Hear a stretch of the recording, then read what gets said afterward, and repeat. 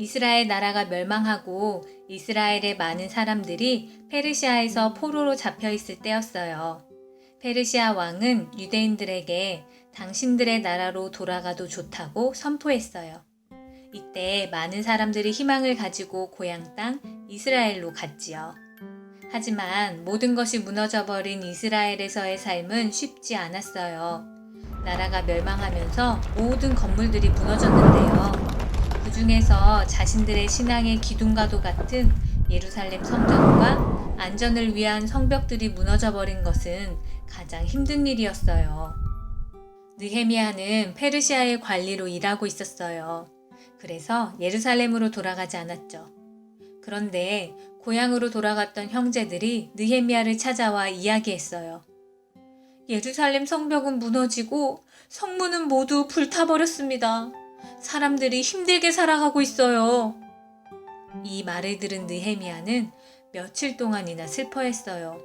그리고는 식사를 하지 않고 기도하기 시작했죠.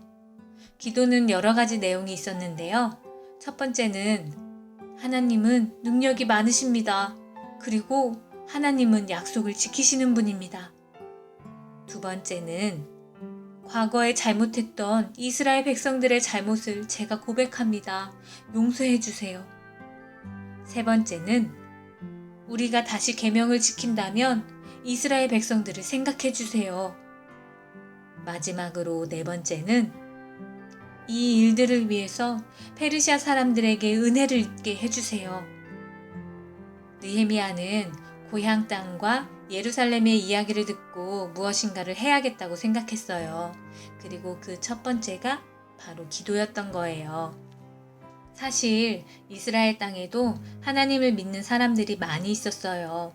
제사장들만 해도 4,000명이 넘었다고 하네요. 그런데도 성벽이 세워지지 않았죠. 그런데 저 멀리 페르시아에 있는 한 사람이 기도하는 것이 성벽을 세우는데 어떤 의미가 있는 걸까요? 기도했던 느헤미야는 두 번째 일을 시작했어요. 왕궁의 관리로 있으면서 지낼 수 있는 편안한 삶을 포기하고 무너져버린 예루살렘으로 가기를 결심한 거예요. 느헤미야 1장을 읽어보면 기도하고 결심했던 느헤미야가 왕의 술을 맡은 관원이 되었다고 해요. 술 관원은 왕이 먹는 음식을 제일 가까운 데서 지켜보는 사람이고 왕과 대화할 수 있는 사람이죠. 하나님께서는 기도하는 느헤미야에게 길을 열어주신 거예요. 느헤미야는 왕에게 말했어요. 왕이시여, 저의 고향이 안타까운 상황 가운데 있습니다. 제가 가서 이스라엘 백성들을 돕고 싶습니다. 기간을 정해서 예루살렘에 다녀올 수 있도록 해주십시오. 놀랍게도 왕은 느헤미야가 다녀올 수 있도록 그 일을 허락해 주었어요.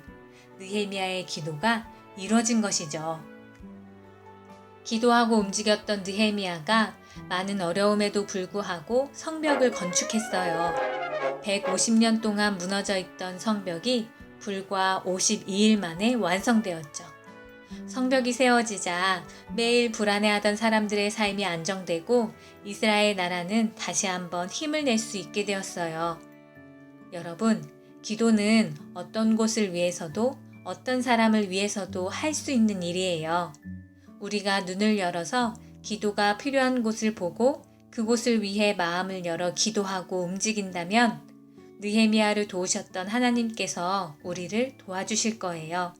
하나님께서는 도저히 불가능해 보이는 일들도 가능하도록 기도하고 움직이는 우리를 사용하실 거예요.